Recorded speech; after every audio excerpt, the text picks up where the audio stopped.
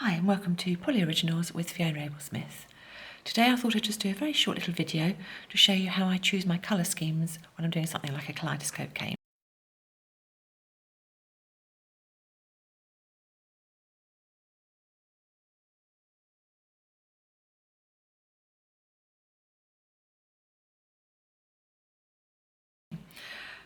People often ask me how I choose my colours, and this is a quick tip for you.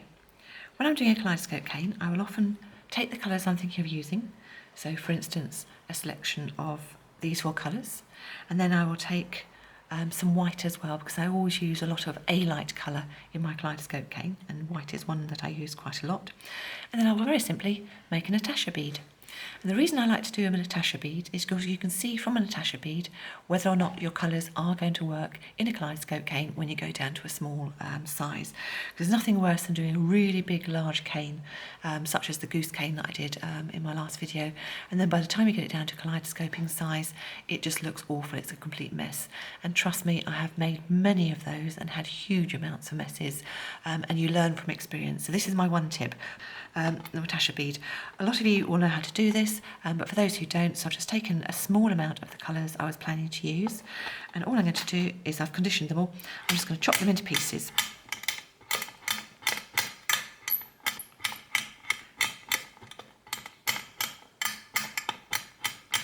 Now I know a lot of you will use Natasha beads with your leftover bits of cane, but you can do it completely from scratch, and I often do this if I'm looking for inspiration as well and I don't know what colours are going to work, or if I just get up in the morning and I've got no idea what I'm going to do, then I will do a Natasha bead.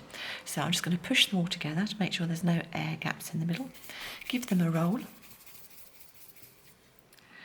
Roll on one side only to make what we call a flat sausage, and then twist, and you're going to twist in one direction only.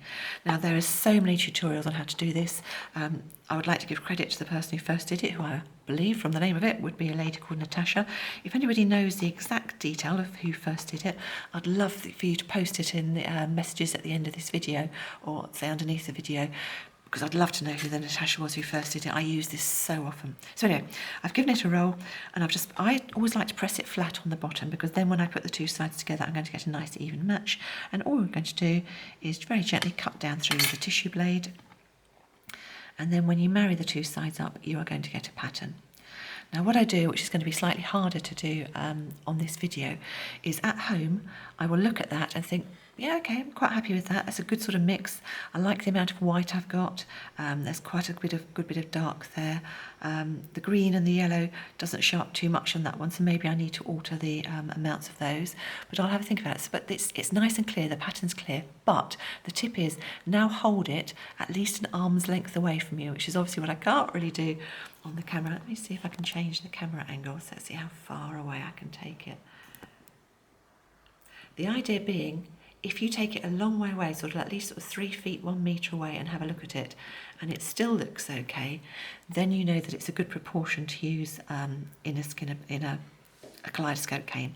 And I'll show you something else, because that's one that I would use quite often, that colour combination, so I know that that works for this video purposes.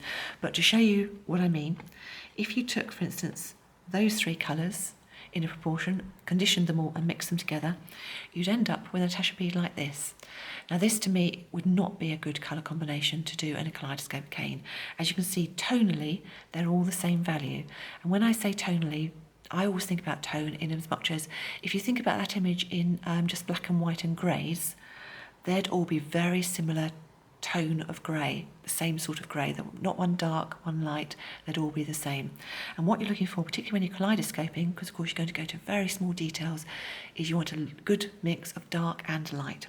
However, take those 3 colours, add a bit of white in, and you'd then get this sort of Natasha bead, and you can see what a difference there the white has made.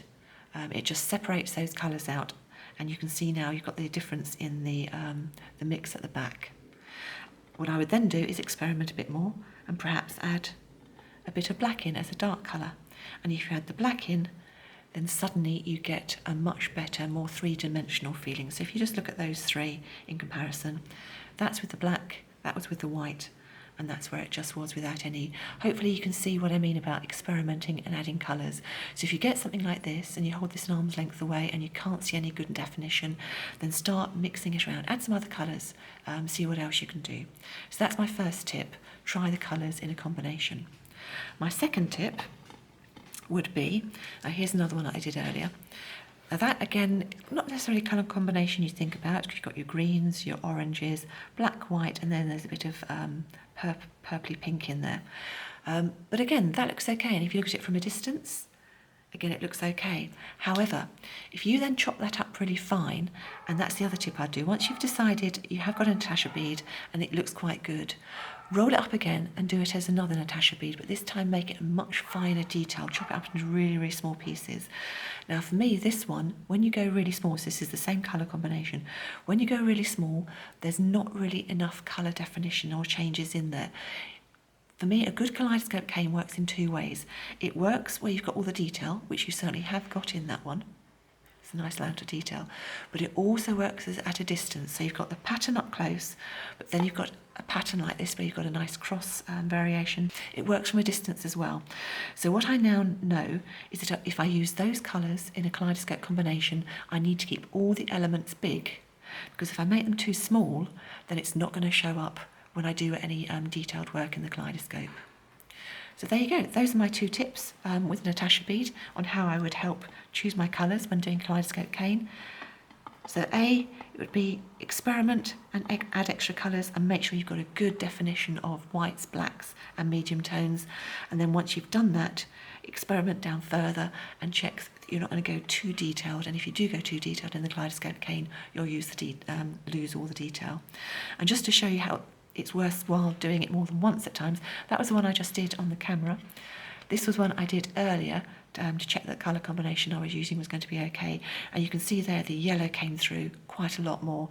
So it's also worth doing, not necessarily just doing one Natasha bead, do it again, do it a couple of times and see how the colour combinations are going to work. I hope that was of help. I'm just about to do another of my full detailed tutorials showing a cane, which is going to be this one. So that'll be coming up in the next day or two. But in the meantime, experiment with the Natasha beads and hopefully it'll give you some experience for those of you who have never been quite sure about what to use colour-wise. Thank you very much for watching. If you like the video, just tick like at the bottom and of course subscribe to my channel if you want to see the new videos as and when I produce. Thanks for watching. Bye.